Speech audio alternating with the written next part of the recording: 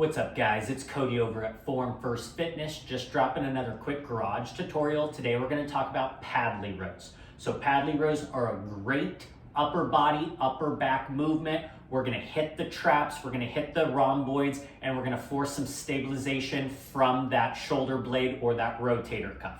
So we are going to set up for a Pendlay row like we are doing a straight leg deadlift, okay, or a Romanian deadlift. So we're going to start slightly behind that bar so we can roll it into us again. So I always like starting about a foot and a half behind that bar. And then that first move is going to be hinging those hips or pushing that butt back while still trying to keep a relatively vertical or upright shin. All right. Once we get those hips back, we're going to squeeze those shoulder blades, try to draw them or depress them down to the middle of the back. And then we are going to let that chest drop all the way down, and we're going to try to get that chest parallel to the ground. We should feel some nice tension in the hamstrings here. Once again, trying to maintain a slight bend at the knee. We are going to grab that barbell and we're going to do a wide grip. So we're going to be slightly outside of shoulder width apart.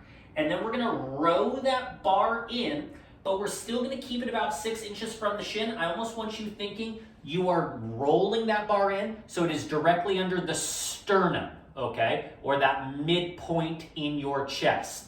So hips back, let that chest come all the way down. We have a nice wide grip, feeling tension in the hips, and then we are going to drive the bar to that sternum without letting that chest come up. So we're trying to keep that chest down the entire time, parallel to the floor. Drive those elbows back, touch that sternum, full extension.